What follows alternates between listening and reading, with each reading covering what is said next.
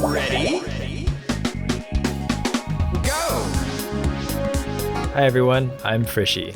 Yes, I'm the one responsible for getting your hopes up today. I'm sorry for deceiving you, or at least trying to. Why did I do this? Internet clout, obviously, but not just that. I love the gaming community and I really want to contribute some memorable moments to it with my skill set. A little background on me, I'm a graphic designer who loves all things Nintendo. Last year I got really into sculpting and enjoyed making toys and figurines, and people really enjoyed seeing their favorite characters brought to life as toys. Now, I've toyed with the idea of making a fake leak before to test my skills and get my name out there, but I didn't feel experienced enough to go for it until now. I actually grew up on Super Monkey Ball and got so hyped about Banana Mania's announcement that I made my next sculpt AiAi. I was originally going to just post it to Reddit as normal, like fan art, but I thought this would be a perfect opportunity to see if I could pull this off. An AiAi Amiibo is plausible, but not necessarily likely. Fans would go nuts over it, myself included, and it seemed doable with months in between when I started working on it and the game's release. That being said, it wasn't easy, and people online were quick to point out the flaws, but more on that later. Let me give you some insight into how I approached this and how I would have done it differently. So here was the plan. Step 1, make the Amiibo, duh. Step 2, post it to 4chan anonymously. Step 3, it gets shared to Reddit, Twitter, etc.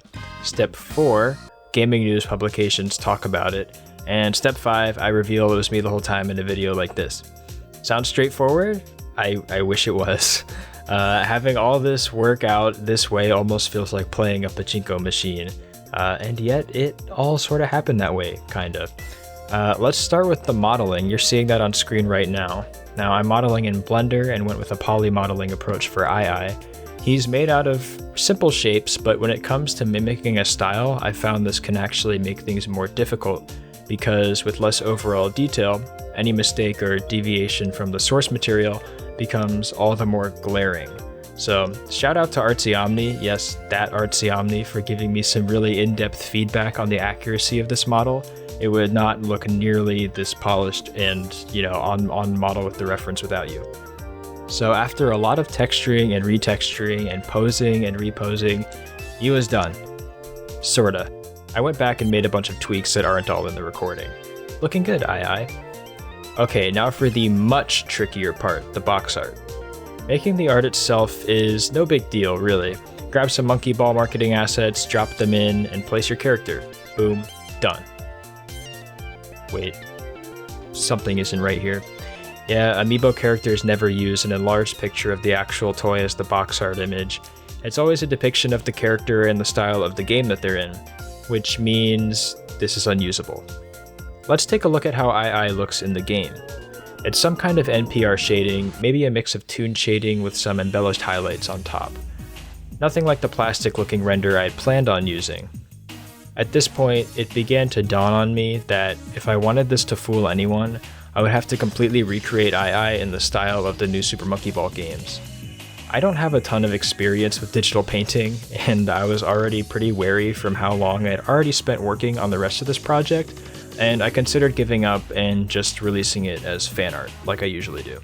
But after a day, I was able to mentally prepare myself for the task ahead and got to work. My solution was setting up a simple toon shader inside of Blender to flatten out the figure and keep only major shadows and highlights. I rendered him out in the same pose and began to paint.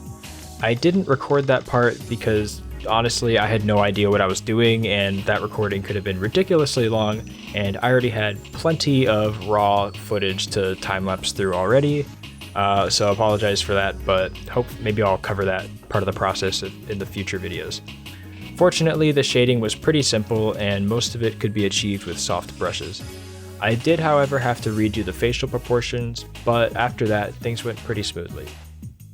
Okay, box art done. Let's throw it into Blender. The challenging part here is getting the lighting to look consistent with every other Amiibo out there. I thought that as long as I got the geometry to be close to an official Amiibo box, it would look convincing. I was completely wrong. During my research, I found that Nintendo reuses the same mock-up for every single Amiibo box. In fact, the plastic part of the packaging, and likely none of the packaging at all, is rendered in 3D. Notice how there is zero distortion in the image behind the plastic. There's no warble at all. This means that the blister packaging is a transparent overlay, something composited on top of the photo of the toy. So I rendered out my isolated plastic in Blender and overlaid it onto the packaging. And it looks awful. So many inconsistencies with just incorrect reflections, and because Nintendo uses the same mockup every single time, we're very used to seeing what looks correct, and the smallest deviation is gonna be sus. And here I realized that just like with the toon shaded AiAi before, I would have to paint the plastic in by hand and match it to the original the best that I can. Is this even worth it anymore? Okay, let's do this. Done. Lots of touch-ups and blemish removals later, and we've got something that looks pretty good. Oh, and I stuck a render of a stand from another Amiibo onto this one because those are also always the same. Now comes the most nerve-wracking part of the process, determining whether it's ready to post. I found out pretty quickly the answer was no. Not all Amiibo have the 6+ warning at the top, and third-party Amiibos tend to have the developer title at the top right. Okay, saved. I think we're ready to go. 4chan is my site of choice to leak because it lets you post anonymously. I chose /v for video games, and with a shaky, nervous hand, I clicked post.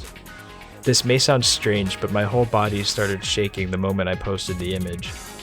A few comments rolled in and I just couldn't take it anymore. I was too nervous, so I logged off my laptop and took a much needed shower, figuring there'd be more responses when I returned and I would be calm enough to read them. However, when I opened my laptop, what I came back to instead were 6 discouraging words. Thread archived, you cannot reply anymore. Now, I'm a normie who has never used 4chan before, so maybe one of you watching can tell me why this happened. But in any case, it turned out to be a good thing because instead of trying to post it to /v again, I posted to /toy instead.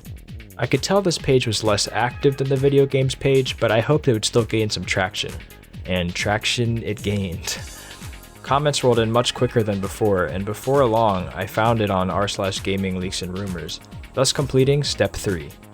It was starting to generate some buzz, and it wasn't getting immediately dismissed as fake. So I was pretty excited, but it was the next day that things began to get out of hand.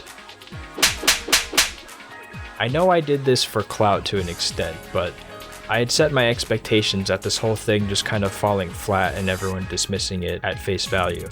So when it actually happened, I was pretty giddy.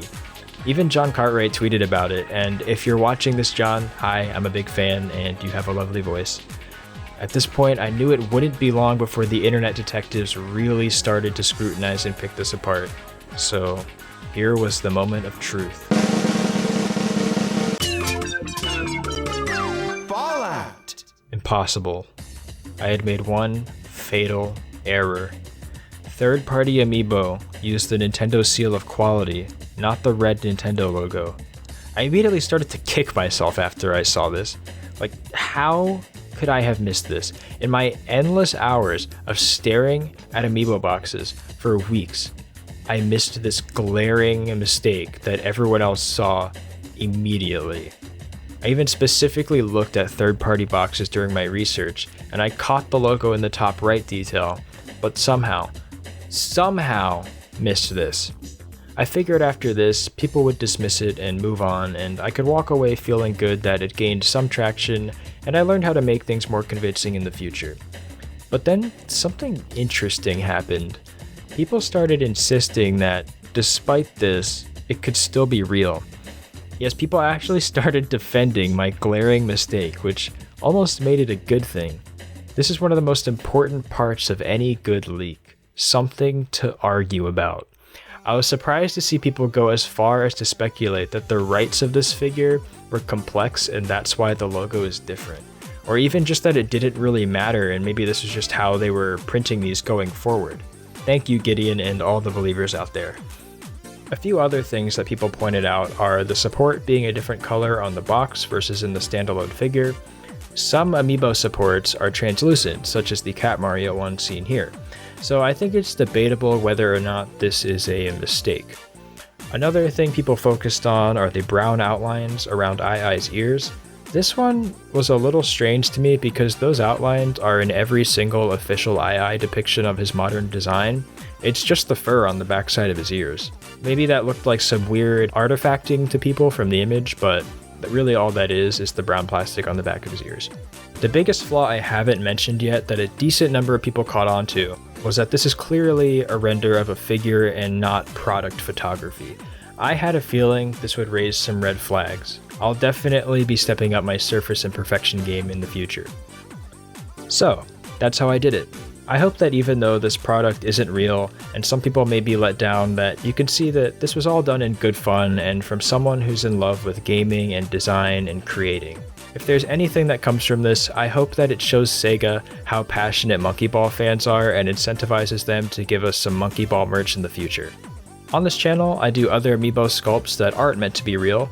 I'm also developing 3D assets for an upcoming mobile game that you can catch updates on here. I don't currently have plans for any more leaks.